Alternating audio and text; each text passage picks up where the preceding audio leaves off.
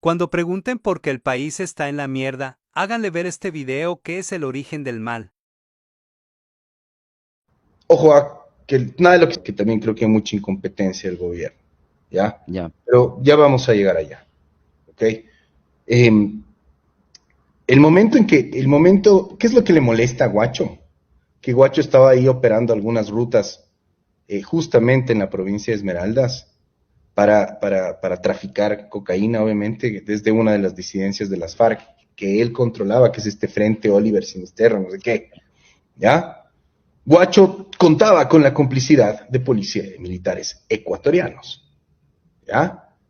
Y cuando él deja de contar con la complicidad de policías y militares ecuatorianos, porque se rompe la relación entre el Estado y el crimen organizado y cambian las decisiones al interior del gobierno para manejar de otra manera las Fuerzas Armadas y la policía, es que Guacho pone una bomba en un cuartel policial o militar, no recuerdo, y En San mata a Lorenzo. 7 miembros de las Fuerzas Armadas, entre policías y militares. Ellos fueron las primeras víctimas de la guerra que estamos viendo hoy, que es el momento en que el crimen organizado le dice al Estado, ya no me vas a apoyar, ya no me vas a ayudar, ya no estás conmigo, te cagaste. ¿Ok? Porque antes había una relación de cooperación, de complicidad, de cooperación y de complicidad, ¿ya? Con el crimen organizado. Y ahora ya no la había, o ya no la había en las condiciones en que a Guacho le parecían, pues, decentes para su operación criminal, ¿ok? Es a partir de ese momento en donde empiezan a escalar los motines carcelarios, ¿sí? Los atentados en las calles, y es a partir de ese momento en donde se da la primera gran crisis social, que es octubre del 2019, que es el paro de octubre de 2019.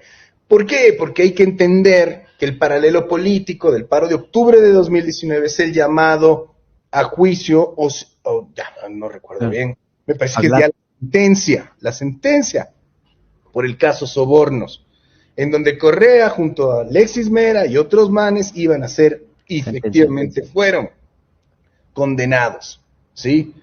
El primer amotinamiento en la cárcel del Turi, donde hay 7 fallecidos, lo hacen prácticamente como una bienvenida a la nueva ministra de Gobierno, María Paula Romo. El momento en que ella asume el cargo, hay un amotinamiento en la cárcel del Turi, ¿ya? ¿Por qué? Porque son gente que no iba a operar como estas bandas criminales estaban acostumbradas a operar.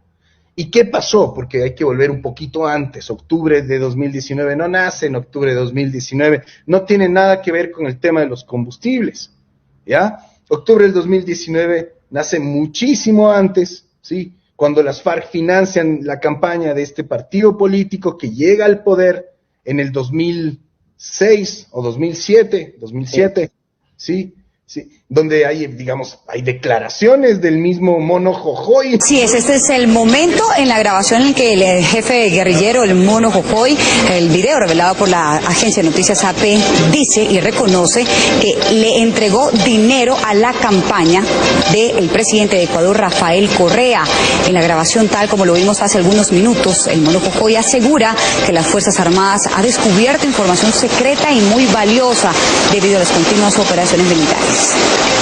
Ayuda en dólares a la campaña de Correa y posteriores conversaciones con sus emisarios, incluidos algunos acuerdos según documentos en poder de todos nosotros, los cuales resultan muy comprometedores en nuestros nexos con los amigos.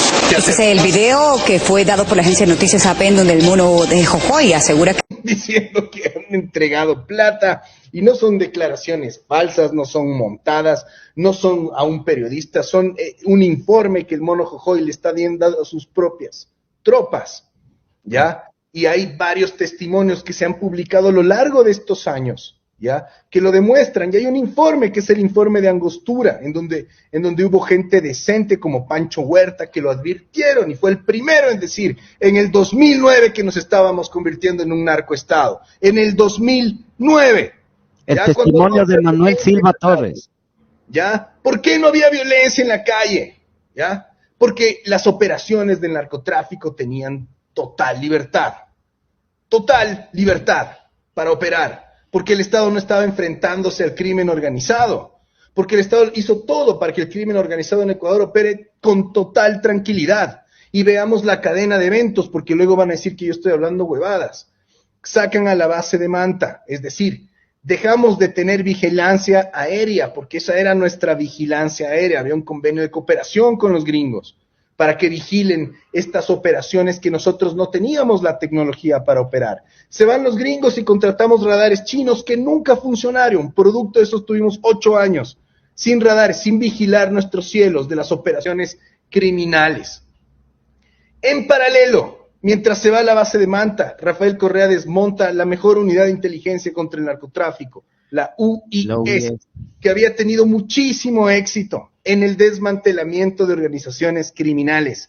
La desmonta. ¿Y por qué la desmonta? Porque es la UIS la que le dice, hey, el señor Chauvin está trabajando en tu ministerio de gobierno, y el señor Chauvin tiene relación con las FARC y con el financiamiento de los Ostaiza a tu campaña, ¿ok? Eso fue lo que hizo que Correa desmantele la SENAIN. La UIS, perdón, cree la SENAIN. ¿Y a qué se dedicó la SENAIN? A la inteligencia política. Puso sobre el tablero a canallas y a criminales como este famoso cura Saavedra, un tipo que es informante alguno ahora de mucha gente y que opera desde la policía para infiltrar también el Estado, para boicotear el Estado, y que el gobierno no es capaz tampoco de poner en su sitio a través de una operación de inteligencia decente, que es también lo que a mí me molesta, ¿ya? Desmontan la SENAIN, nos dejan sin radares, nos dejan sin la base de Manta, ¿sí? Hacen una campaña internacional para declarar a las FARC insurgentes, no terroristas. O sea, no es terrorista quien secuestra, no es terrorista quien asesina, no es terrorista quien trafica droga, ¿ya? No, son insurgentes. Están equivocados, yo no estoy de acuerdo, decía Correa, pero son insurgentes. Vaya imbécil, vaya canalla, vaya traidor a la patria. Eso es traicionar a la patria.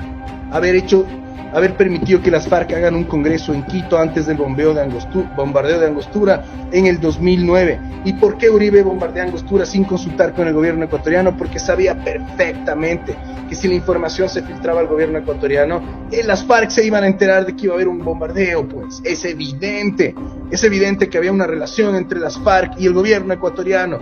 Es decir, había una relación entre las FARC y entre el gobierno ecuatoriano y el crimen organizado. ¿Y quién era el mayor interesado en utilizar al Ecuador? Siendo que estaba contra las cuerdas, contra la frontera por el Plan Colombia, con todas esas bases en Colombia de los gringos. ¿Cuál era la necesidad? ¿Cuál era el problema logístico que tenían los colombianos, los productores de droga? La salida de droga, la salida de cocaína.